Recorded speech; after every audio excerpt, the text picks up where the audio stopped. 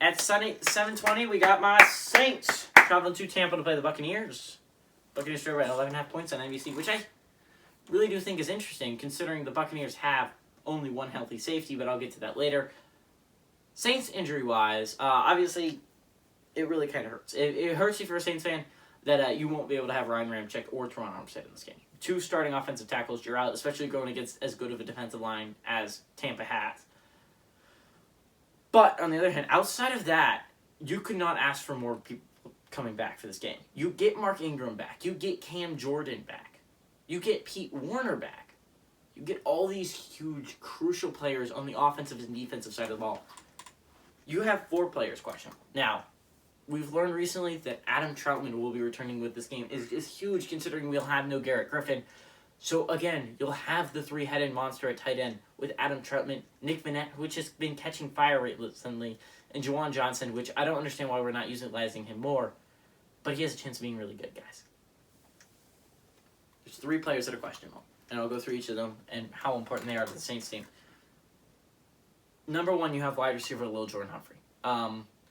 Obviously, the receiving core could use some work. If you could get Lil Jordan Humphrey that back, that would be huge. Again, you don't have Deontay Harris until a couple weeks. You have to wait till week 17, I believe, is when his suspension ends. So, I think 2 more weeks without Deontay, guys. Which means it's going to be Marquez Callaway.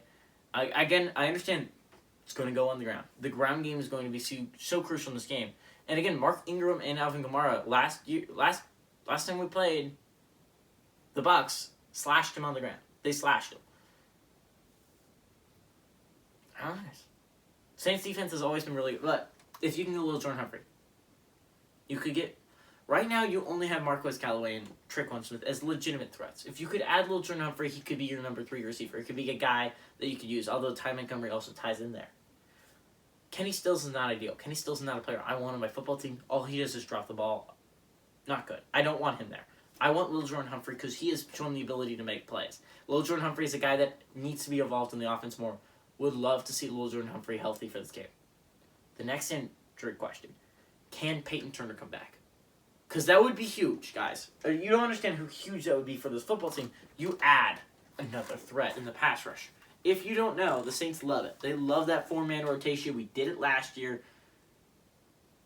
Worked really well. You have Cam Jordan, Marcus Davenport. Last year we had Cam Jordan, Marcus Davenport, Trey Hendrickson, and Carl Granderson in a 4-man rotation at all times. And it keeps all those guys non-winded, and it keeps them going, right? Right now, we have 3. We have a 3-man rotation, which, thank God, we get Cam Jordan back. We really only had a 2-man rotation last week. We had Cam Jordan, we have Marcus Davenport, we have Carl Granderson.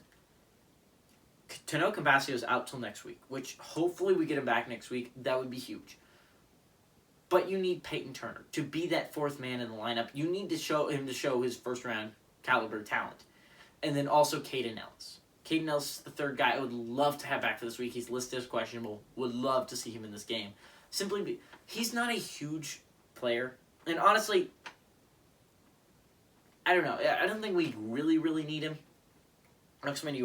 Earlier, I would have said, yes, we need him, right? Because without Chauncey, we played 3 linebacker sets, which is what most teams do.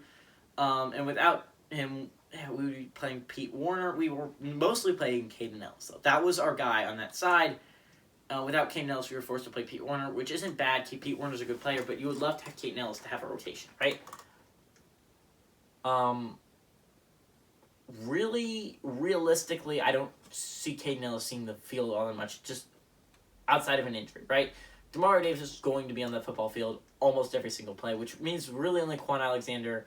But Quan Alexander has always been in a kind of rotation with Pete Werner instead. Now, if you have to go heavy, obviously Caden Ellis would be great to have in there. But I don't think he's a really necessity for this football team. He's more of a luxury. He's a great special teams player as well. Love to see him in this game, though. Buccaneers, on the other hand, have some significant injuries.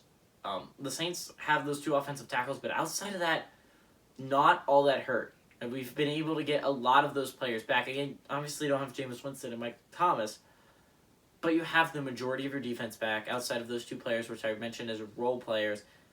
Only 2 starters are really out that we haven't seen. We've seen this year, right? And that's Teron Armstead and Ryan Ramczyk, which could be huge. But you look at the Buccaneers, have some serious injuries as well. You might not have Leonard Fournette or Giovanni Bernard, which means it would be the Ronald Jones show. He would be it. I don't know about other Saints fans. Not exactly terrified of Keyshawn Vaughn. I don't think he's all that great of a back. You have some serious injuries on the secondary side of things, and that's why I mentioned only one healthy safety.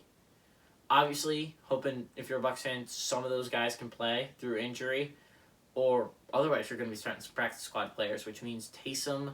I know your deep ball isn't the best, but if there ever was a chance to get a deep shot, it's when you're playing a backup safety and a safety off the practice squad. Or, if not, a safety that is playing through an ankle or knee injury. There's so many opportunities here for the Saints. You just got to take a hold of them. You're not that hurt compared to the Buccaneers. You've owned the Buccaneers in recent years. Sean Payton not being here is going to be a huge factor in this game, and it really does hurt. But I love the Saints here. I honestly do. The Saints have owned the Buccaneers in the past. This is the game, right? You know, a lot of Saints fans were like, yes, we got to win against New York last week because we needed to win. We were on a 5-game slump. You lose this game, you might be out of it. Realistically thinking about it, you have to have this game if you're New Orleans. I understand you've owned the Tampa Bay Buccaneers in the past. This is where you need to show that you still own the Tampa Buccaneers. You need to pull off your Aaron Rodgers and say, I own you, and win this game. It's such a huge, huge, monumental game in the playoff picture. You have to have it. Because either one of Washington or Philly is going to get a win this week, right? They're going to get to 7-7. Even best case scenario if you Falcons lose to San Francisco, right? And Vikes lose to Chicago somehow. You're still not in that spot. The Niners have a 2-game lead on you. Philly or Washington, you would obviously like Washington to win instead because, again, you would have the tiebreaker over them. But this is such a huge game. This is such a huge game in the playoff picture. The Saints have to have it. I think they do end up getting it. I think Tampa's sleeping on the road. The Saints' defense has historically owned Tom Brady. I think they continue that tonight. Give me the Saints to pull off the upset.